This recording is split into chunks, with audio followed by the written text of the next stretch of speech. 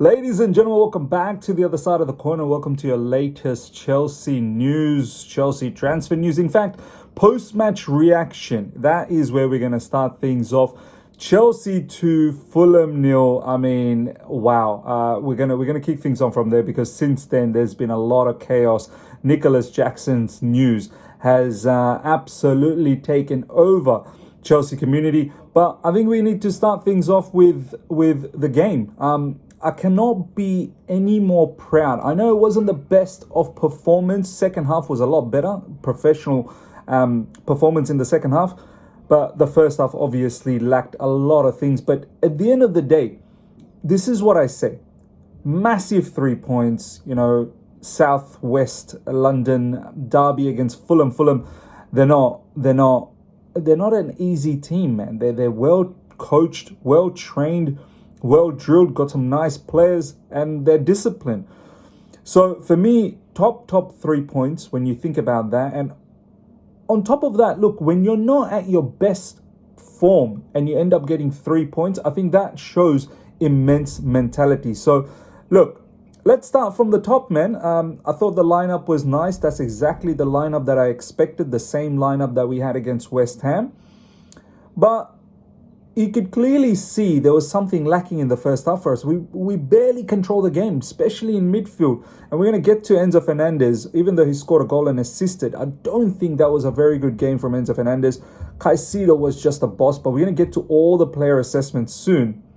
We're just going to go through the match in itself first and then talk about the player performance and then, of course, Nicolas Jackson as well off the back of Liam Delap. So earlier on, Liam Delap, ladies and gentlemen, gets injured. I think it was on the 13th or 14th minute, something very, very ridiculously early in the game. Tyreek George comes on and straight away from that situation, there was panic settings within the Chelsea community that, hey, Nicolas Jackson literally less than 6-7 hours ago, he was on the flight off to Bayern Munich, and we got the here we go for his loan move to Bayern Munich. Record, I believe, one of the records, a fourth highest loan fee record. And there was just absolute pandemonium. Now what do? We've got Liam Delap, who it was evident that it was a hamstring problem, and now we know post-match that it's going to be at least 2 months away because of that injury. A lot of people were like, hey, this is what we didn't want Nicolas Jackson gone. But I'm going to get to all of that. I'm going to get to it. Tyreek George came on. And look, it was a tough shift for Tyreek George, playing as a striker up front. I thought maybe Tyreek George is going to play left wing and then Pedro Neto is going to go up front. Or maybe even João Pedro up front with Estevan number 10. But maybe that was too many different changes to happen. Caicedo made an unbelievable stop, a block in the first half, which looked like it was going to be a goal by Castagne. So Caicedo, even though there was rumors about him having some sort of injury issues coming into this game, he produced an absolute boss of a performance, a masterclass. And then as the first half progressed, luckily enough, thank you so much, it seems like we might have turned a corner in terms of set pieces. We scored on set pieces against West Ham. We have now scored against Fulham as well in the set piece. Corner coming from Enzo Fernandez, a lovely corner, I have to say. And João Pedro, look, this guy, I cannot praise him enough. He's already been such an impact. He can play as a striker, play as a number 10, he can play out wide, and he's scoring goals with his head, which is so importante for all of us, man. Scoring with his feet, we already know. He probably could have scored another one. He was set through by Chalobah in the second half. But look, lovely, lovely header, and we go into the first half 1-0 up quite fortuitously. Now, before I get into the second half, we do have to talk about that penalty. The goal from Joshua King, young Joshua King, was absolutely balling. I won't be surprised if Chelsea get linked with that Joshua King kid, because we love kids. Look, for me, it was definitely a disallowed goal. I know we all have different perspectives, and I'm taking bias away just because I'm a Chelsea fan. I'm not saying this. Muniz, the way he turned, yes, you can say, where else is he going to put his feet? It was an accident. Nonetheless, accident or not, it's still a foul. Chalobah was going for the ball and he was impeded. This is how I interpreted that situation. He was impeded from getting into that duel and getting into the ball. And Munez, yes, from his sake, he didn't do much wrong, but ultimately it's still a foul. You've stamped on someone's feet who is trying to go for the ball. That's a foul. I'm sorry whether it's accidental or not. Just because a lot of people are saying, oh, that was accidental. Just because something's accidental doesn't mean that you don't, that it's still deemed not a fouling incident. Yes, it can still be deemed as a fouling incident. So for me, I think that was rightly decision by VAR, that was, VAR stopped it and then the referee turned it around, that it should have been disallowed. So thankfully that went our way, and then I felt like that was the right decision, and we go into the first half with a 1-0 lead with João Pedro. Second half, I have to say, so much better. So much better. More control, more composure. We felt like we were playing within our element as well. And, big up to the team, man. Big up to the team. No Cole Palmer, no Liam Delap as well being injured. And we still showed mad resilience. And then we got that penalty. And once again, yes, the brother that stopped Chalobah's cross, he was making himself bigger, so you can't complain about that. Now, they were looking at all these other incidents prior to that. Caicedo, I don't think that was a foul, man. Caicedo gets the ball first. They were looking at that incident, and then they were looking at João Pedro's handball. There's a difference. There's a difference between the handball that the other Fulham brother, where he was making himself bigger, and João Pedro's one was the ball literally smashed into his hand. It wasn't like trying to make himself bigger. The ball smashed into his hand, and he was in such close proximity. The entire decision was right. Once again, it was right. And then Enzo Fernandez steps in, scores the goal, 2-0. There was some late flurry from Fulham, but ultimately, if I'm being honest, they didn't do much. And as I said, second half, we were very polished in defense, we're much better in midfield, and we got that goal and 2-0. And I have to say, strong mentality shown even when you don't perform at your best. And for that reason alone, I'm very, very happy, very satisfied, because I know what this team is capable of when they're at their best. Now, let's talk about some player performances, some notable ones that I loved.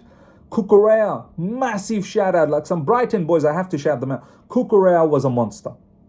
Defensively, offensively, he was flawless. Then I want to talk about Caicedo. Masterclass for a player that supposedly had some sort of injury cloud moving into this game.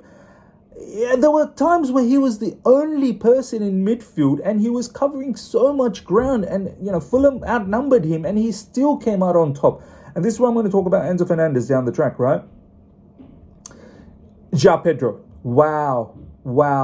João Pedro defensively in the second half, goal line clearance as well. Don't forget that. That was immense. And of course, the header. There was another opportunity where the Chalobah through ball, he should have probably finished that, but João Pedro plays as a number 10, plays as a number 9, offensively, defensively. Incredible performance from João Pedro. Other notable performers, obviously in the second half, the defense was a lot better. Tosin, Chalobah, even Malo Gusto. Malo Gusto was rock solid. Esteval all throughout, especially in the second half, a lot better. Pedro Neto was a lot better. Pedro Neto was actually good both the halves. He worked his backside off like always he does. And overall, I thought was decent enough, especially the second half. So that is my player assessment. The game, I'm just very, very elated that we won. Now, Nicolas Jackson. Ladies and gentlemen, Liam Delap has been injured, and the news is he's going to be out for at least 2 to 3 months potentially.